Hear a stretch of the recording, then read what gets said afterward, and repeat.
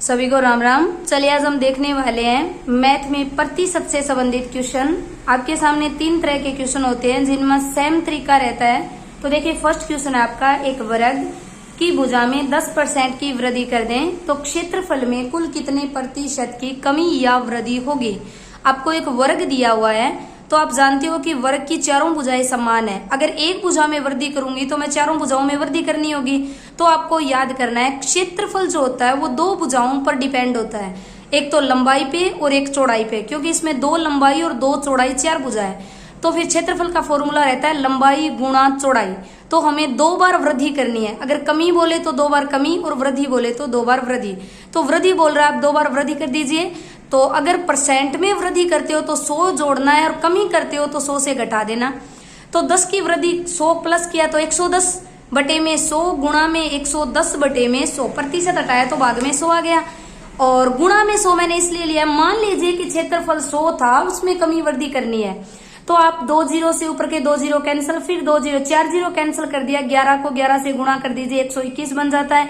121 अगर आंसर 100 से ज्यादा गया तो वृद्धि होगी, 100 से कम रह गया तो कमी होगी। आपका आंसर बना 121, तो आप बोल सकते हो 21% की वृद्धि हो जाएगी।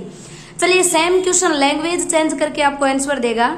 आयत की लंबाई में 10% की कमी कर दें, चौड़ाई में 20% की वृद्धि तो क्षेत्रफल में कुल कितने प्रतिशत की कमी और वृद्धि।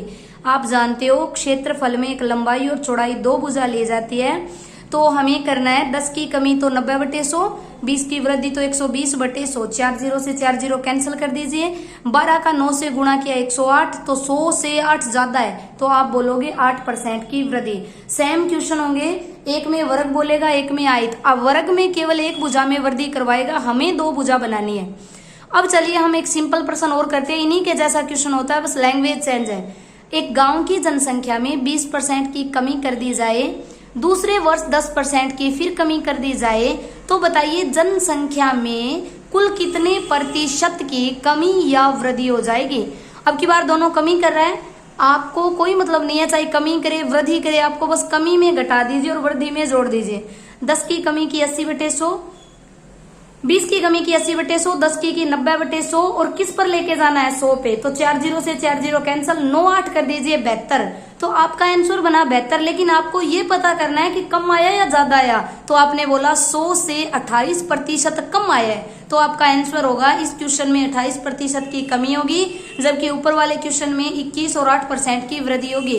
तो ये थे आपके सेम 3 क्वेश्चन जिसमें कमी और वृद्धि से क्वेश्चन पूछा जाए। एक ही मेथड रहता है, अगर वर्ग पूछे तो 1 भुजा देगा, 2 हमें बनानी है, आयत में 2 भुजा देगा और जनसंख्या में भी 2 देगा। 100 मान के क्वेश्चन करना।